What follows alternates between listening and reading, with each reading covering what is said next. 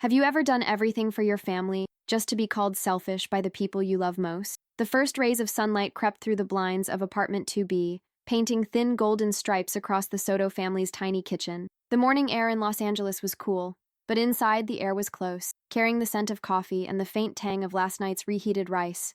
Maribel Soto stood by the old laminate counter, her hands moving in practiced rhythm. Slice, flip, sprinkle, stir. She was careful with the eggs, stretching the last 4 across 3 plates. The carton was feather light now, and she peeked inside just to double-check. Empty, as she expected.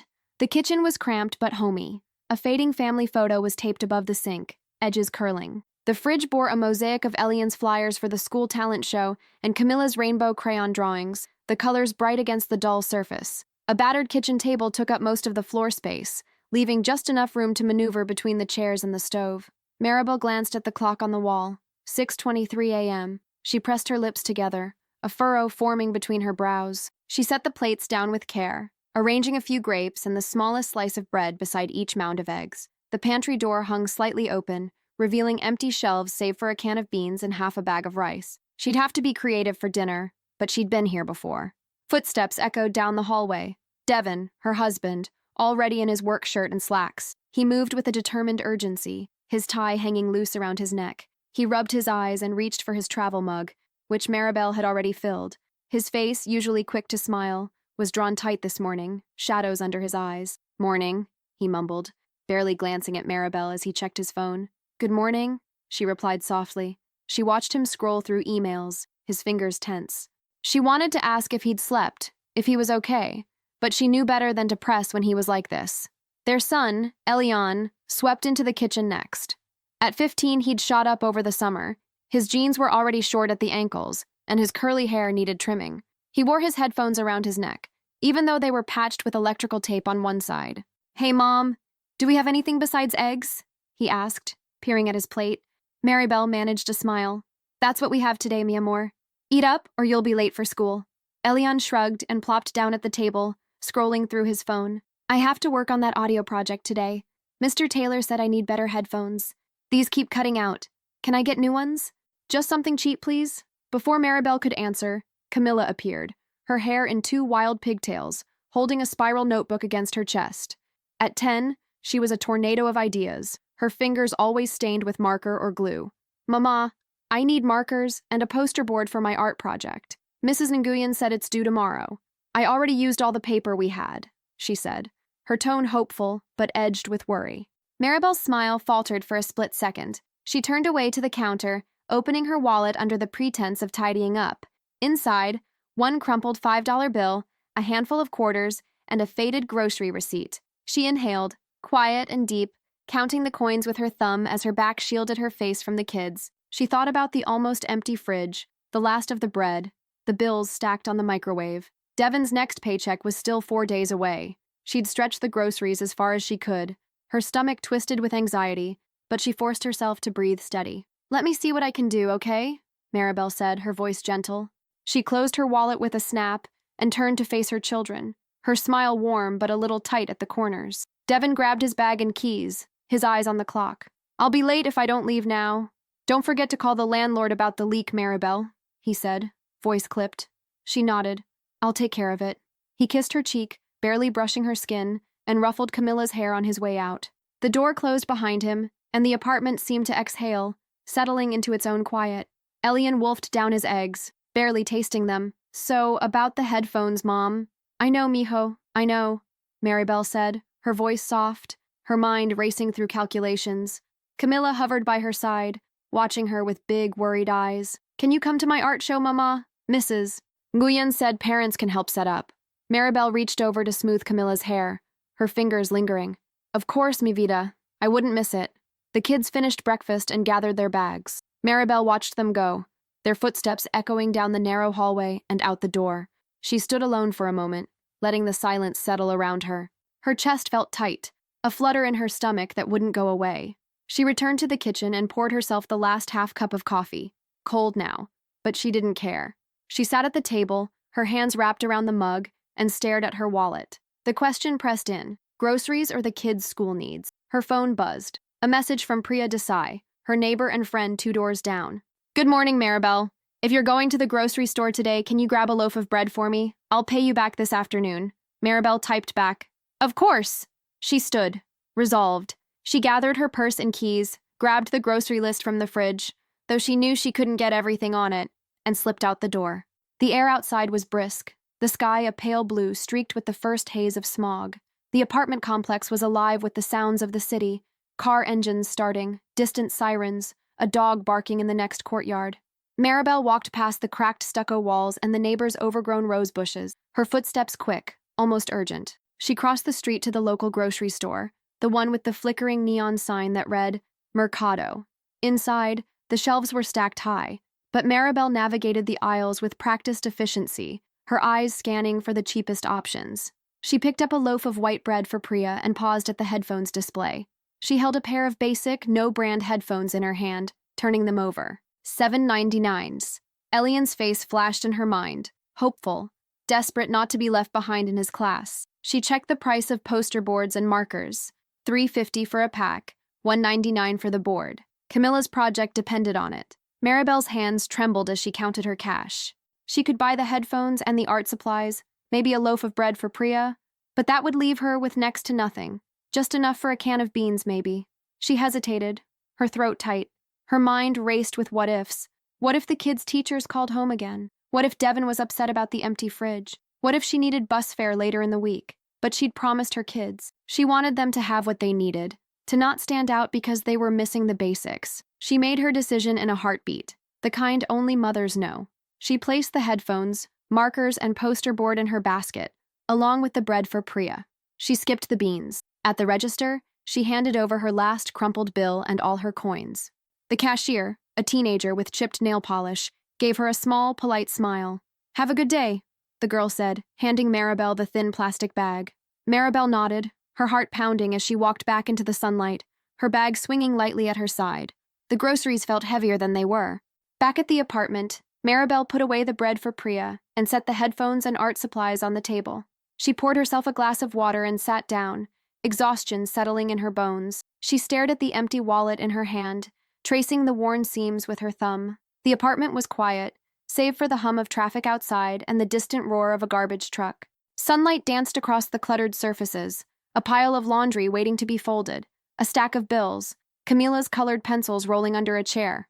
Maribel allowed herself a moment, a single, silent moment, to feel the weight of her choice. She had nothing left in her wallet, but her children would have what they needed for school tomorrow. Maybe that would be enough. A knock sounded at the door, light and familiar. Maribel opened it to see Priya, her friend's dark hair pulled back, her smile apologetic. "Thank you for the bread, Mari. You're a lifesaver," Priya said, holding out a few dollars. Maribel shook her head. "Pay me back later, it's nothing." Priya studied her for a moment, her eyes kind. "You okay? You look tired." Maribel hesitated, the words catching in her throat. She offered a thin smile. "Just a long morning. The kids needed some things for school. You know how it is." Priya nodded, a look of understanding passing between them. "If you ever need anything, you know where to find me." "Thank you, Priya." They exchanged a quick hug, and Maribel closed the door behind her, feeling both comforted and alone. She glanced at the clock, almost time for the kids to come home. She set the table with 2 plates and 2 apples, the last in the fruit bowl, and waited. Outside, the day grew warmer, the city's hum rising. Inside, Maribel sat at the kitchen table, her hands folded, her heart full of hope and worry in equal measure. She had made her choice, but she didn't know what tomorrow would bring. All she could do now was wait. Maribel's hands trembled as she zipped her purse closed, the last of her cash slipping away with a soft crinkle. The sun was higher now, casting a harsher light through the kitchen window, illuminating every streak and crumb on the worn countertops. She stacked the plastic grocery bags on the table, one containing a pair of modest headphones, the other a set of colored pencils and a sketch pad. There was nothing left for lunch, nothing for dinner except a can of beans and half a bag of rice.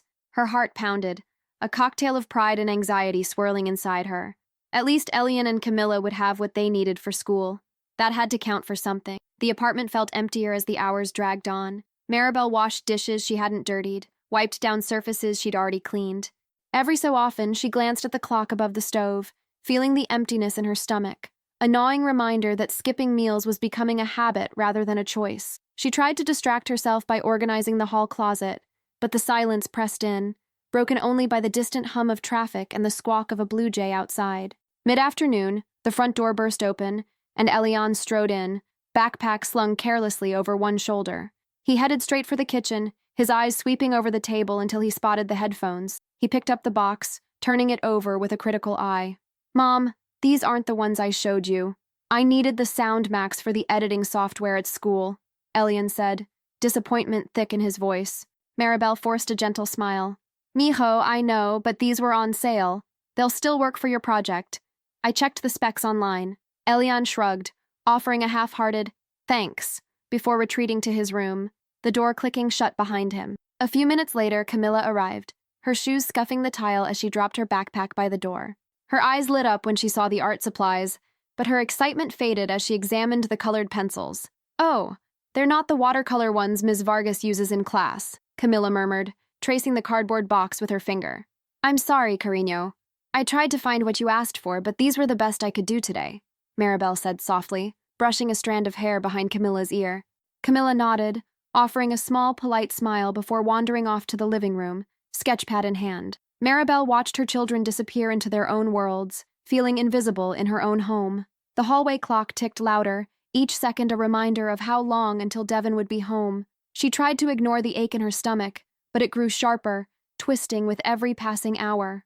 The apartment felt smaller as dusk approached, shadows stretching across the beige carpet and up the peeling walls. Maribel set the table for dinner out of habit, though there was little to serve. She reheated the beans and rice, adding a sprinkle of cumin to mask how plain it was. She poured water into 3 glasses, skipping her own. The front door opened with a groan, and Devin stepped in, his face etched with exhaustion. His tie was loose, and his shirt was damp with sweat from the walk home. He dropped his briefcase by the door and exhaled, running a hand over his shaved head. "Hey," he called, glancing at the kitchen as he toed off his shoes. "What's for dinner?" Maribel hesitated, forcing a steady tone. "Beans and rice, just for tonight." "I'm sorry, we're a little tight until Friday." Devin frowned, scanning the cupboard and fridge. "There's nothing else? No eggs? No bread?" She shook her head, voice barely above a whisper. "I used what was left to get the kids what they needed for school."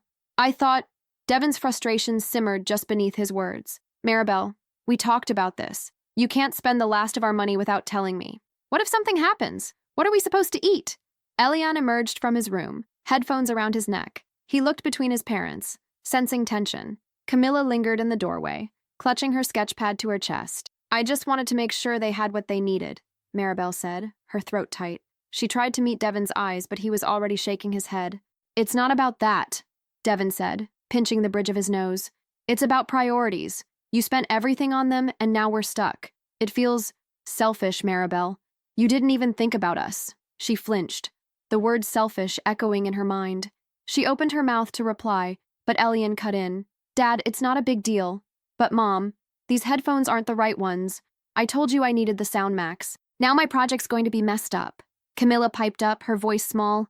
"And my pencils aren't the right kind. Ms. Vargas said we need watercolors for the mural." Maribel's hands curled into fists at her sides. "I did the best I could," she whispered, barely audible. Devin glanced around the kitchen, taking in the sparse meal, the disappointed faces of his children, and the tension that thickened the air. "Next time, just talk to me first. We're supposed to be a team. Now we have nothing until payday." The family sat down to dinner in silence, the clink of spoons and the scrape of plates filling the void. Maribel watched her children push food around their plates, neither of them meeting her gaze. Devin ate quickly, barely tasting the meal, his mind elsewhere. After dinner, Maribel washed the dishes alone, her reflection wavering in the soapy water. The apartment was quiet, save for Elian's muffled music and Camilla's pencil scratching across paper. She was surrounded by people, yet felt more isolated than ever. Later that night, Maribel stepped outside onto the narrow balcony, the cool air prickling her skin. The distant buzz of the city drifted up from the busy street below. Car horns, laughter, the whir of a skateboard on pavement. She looked out at the rows of identical apartment balconies, each hiding its own struggles, and wondered if anyone else felt this invisible in their own home. She heard a soft knock at the sliding door. It was Priya, her neighbor from downstairs, holding a mug of tea. "Hey, Maribel. Mind if I join you for a minute?" Priya asked, her dark eyes warm with concern. Maribel nodded, grateful for the company. They stood in companionable silence for a moment, the city lights flickering below. Priya glanced at Maribel's face, noting the weariness etched in her features. "Rough day?" Priya asked gently. Maribel let out a shaky breath. "I spent everything I had to get my kids what they needed for school. But it's never enough. Devon's upset. The kids are disappointed. And now there's nothing left for groceries. I just wanted to help, but they all think I'm selfish." Priya placed her hand on Maribel's arm. "You did what you thought was right. That doesn't make you selfish. Sometimes families don't see the sacrifices we make until much later. But you can't pour from an empty cup, you know." Maribel nodded, blinking back tears. "Sometimes I wonder if I'm even doing any of this right." Priya squeezed her arm. "You're not alone. We all have days like this. Just remember to take care of yourself, too." As Priya left, Maribel lingered on the balcony, letting the cool air calm her nerves. The city felt endless, but for a moment, she didn't feel quite so alone. Inside, the apartment was dark, save for the glow of Camilla's nightlight and the flicker of Elian's computer screen.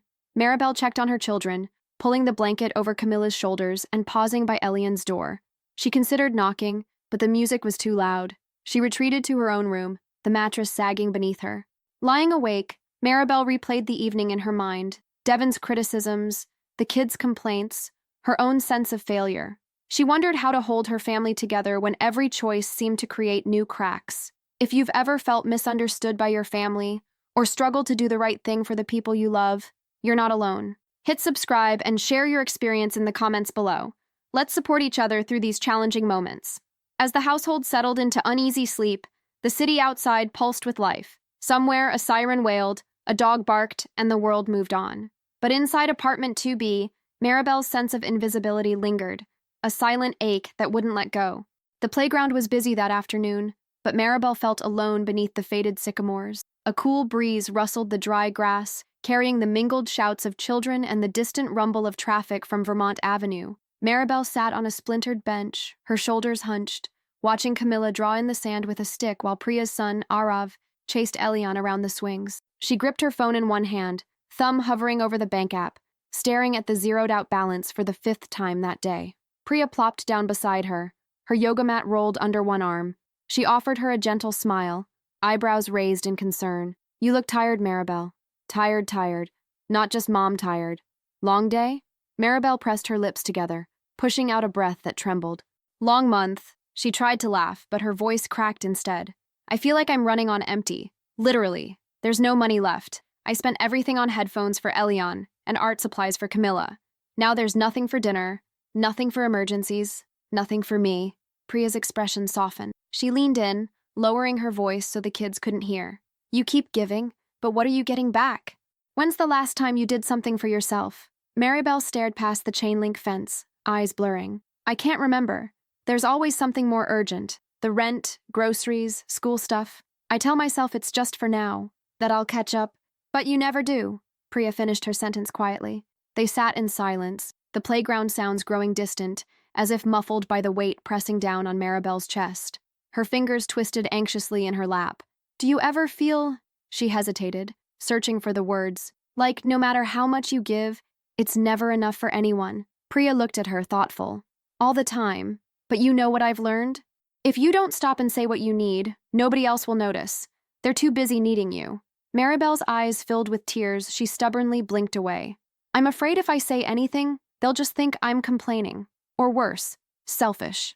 The word stung. It echoed in her mind, dredging up the argument from the night before. Devon's voice hard and tired. "You spent everything? I work all day and you don't even think to ask? That's selfish, Maribel."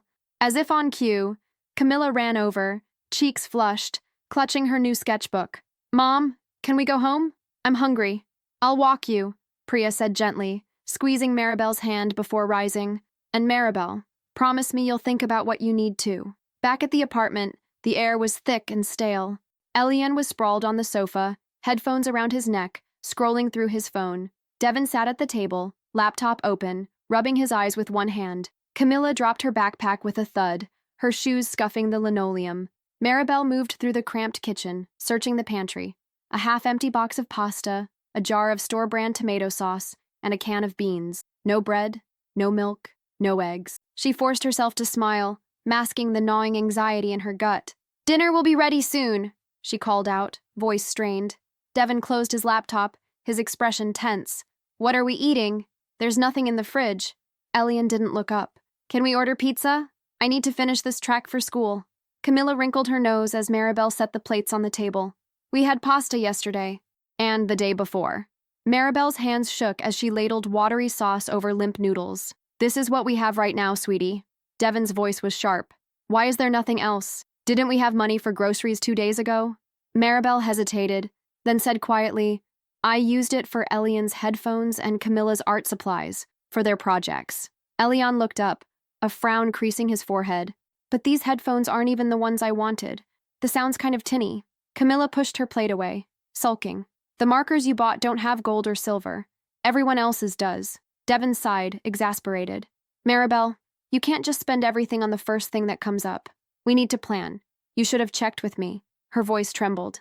I just wanted them to have what they needed for school. I thought, you thought about them, Devon interrupted. But what about the rest of us? Something inside Maribel snapped. All the exhaustion and resentment of the past week surged up, uncontainable. She dropped the serving spoon, the clatter startling everyone into silence. Her voice, when it broke through, was raw and shaky. Do you think I wanted to do this? Do you think I liked choosing between feeding you and helping our kids fit in at school? I spent every last dollar because I thought it would make you happy. I skipped lunch for 2 days so Elian could have his headphones and Camilla could have her markers. And all I get is, why didn't you do more? Or, why wasn't it good enough? She pressed her knuckles against her mouth, trying to keep her composure. But the tears slid down her cheeks anyway. I feel invisible. I am so tired of being invisible. The room was still.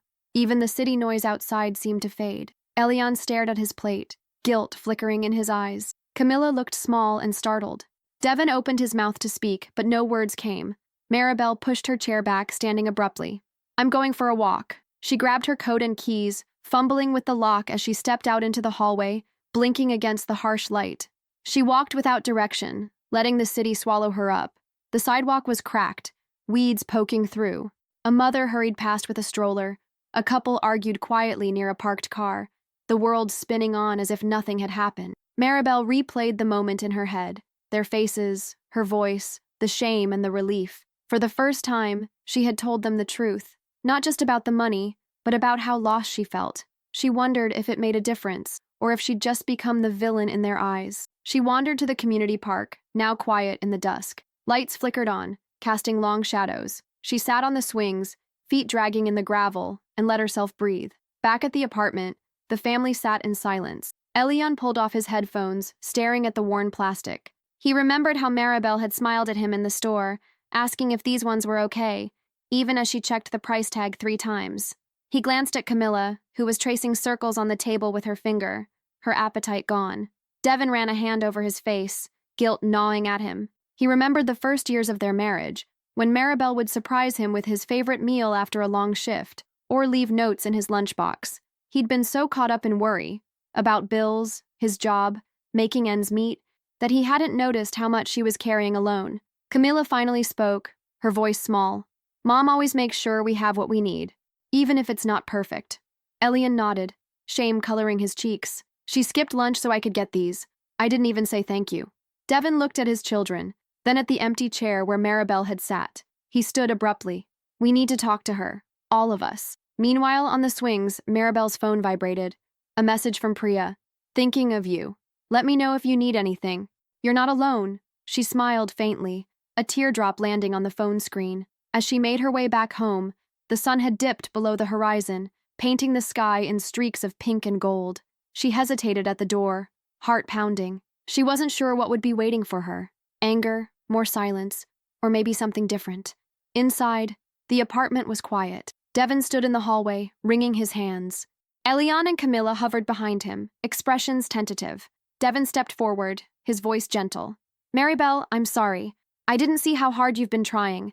I was so focused on what we didn't have, I forgot to be grateful for what we did. For you. Elian swallowed, then murmured, Thanks for the headphones, Mom. I should have said it before.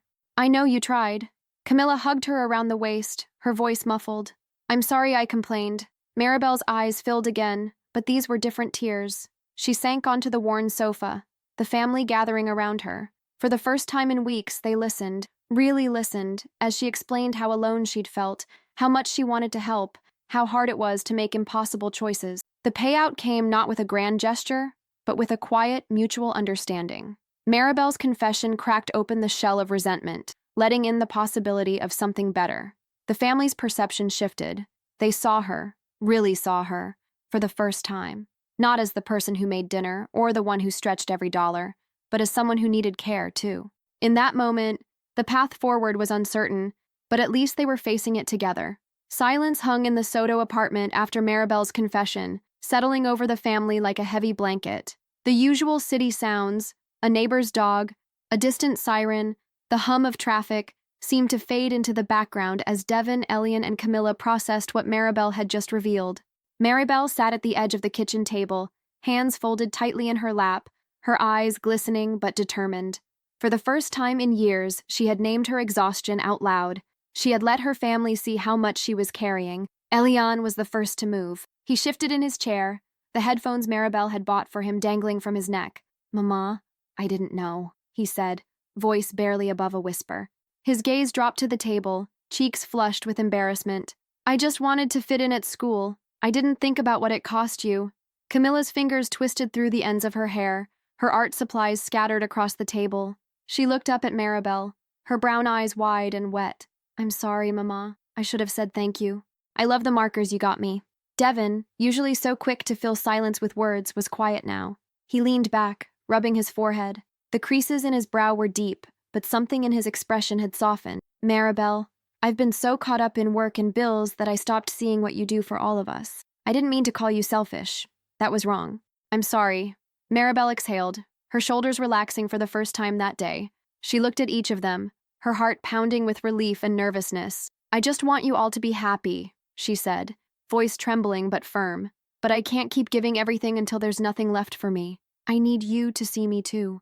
I need us to be a team." For a moment, no one spoke. Elian glanced at Camilla, then at Devin. He set the headphones aside and reached for Maribel's hand. Camilla scooted closer, wrapping her arms around her mother's waist. Devin slid his hand over Maribel's, squeezing gently. The family sat together, wordless but connected in a way they hadn't been in a long time. The air in the apartment felt lighter, as if Maribel's confession had cracked a window and let in a fresh, honest breeze. That evening, after a simple dinner of rice and beans, Camilla's favorite, Devin gathered everyone in the living room. He cleared his throat, glancing at his family. "I've been thinking," he began. "We can't keep living like this, barely scraping by and taking each other for granted. Maribel's right. We have to help each other. All of us." He looked at Elian. "I know you want those fancy headphones, but maybe you can help out around here too. We all have to pitch in." Elian nodded, a hint of a smile on his lips. "I can do that, Dad. I can help with dinner, or watch Camilla after school if Mama needs a break." Camilla piped up. "I can help too.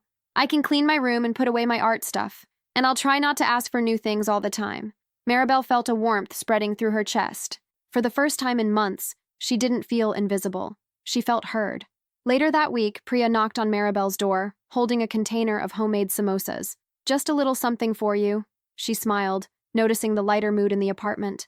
Over tea, Maribel shared what had happened. Priya listened, nodding approvingly. "I'm proud of you, Maribel. It's not easy to speak up. Most of us just swallow our feelings and keep going until we break." Maribel smiled, the tension in her shoulders gone. "I realized I can't take care of everyone if I'm running on empty. I'm learning to ask for help, even if it feels strange." Priya squeezed her hand. "That's strength, not weakness." The changes in the Soto household were gradual, but real. Elian started helping Maribel with errands, sometimes even surprising her by making breakfast before school. Camilla took pride in organizing her art supplies and made cards for Maribel, decorated with bold, colorful thank yous. Devin, true to his word, took over grocery shopping on weekends, turning it into a father-daughter outing with Camilla. One Saturday, Devin came home with a second-hand blender, grinning. "Look what I found at the flea market. Now you can make those smoothies you love." Maribel laughed, delighted at the unexpected gift. It wasn't expensive, but it was thoughtful. A small sign that Devin was paying attention. Family dinners became more frequent, no matter how simple the meals. The table was still crowded, but now it was filled with laughter, stories from school, and the clatter of cutlery. Maribel made it a point to share her own stories, too. Her favorite songs from when she was young, her dreams for the future, the recipes her mother taught her back in Mexico. As the weeks passed, Maribel felt herself changing. She started taking walks alone in the evenings, headphones in, listening to music she loved.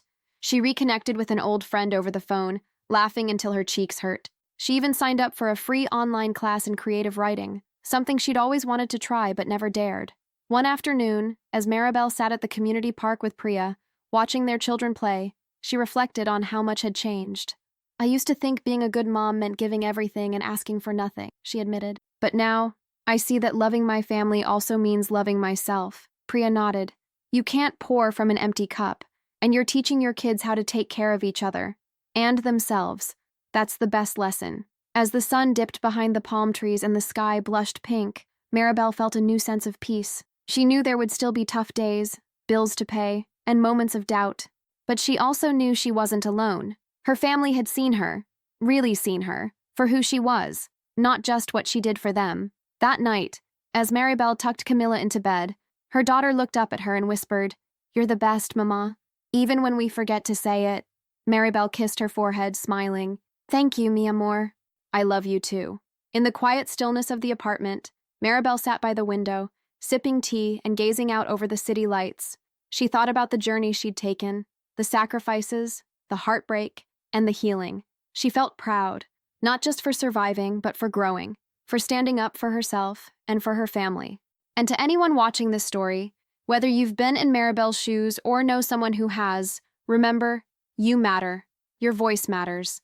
Sometimes the bravest thing you can do is speak your truth and trust that the people who love you will listen. If Maribel's journey made you think about your own family or reminded you of someone you care about, I'd love to hear your story in the comments below. Have you ever felt misunderstood by the people you love most? How did you find your voice? Let's support each other, share your experiences, and don't forget to like this video if it touched your heart. If you want to see more real-life stories like Maribel's, make sure to subscribe to our channel and hit the notification bell so you never miss an episode. Your support means the world to us, and it helps us bring more inspiring stories to families everywhere. Thank you for being here. Remember, you're not alone, and your story matters. See you in the next video.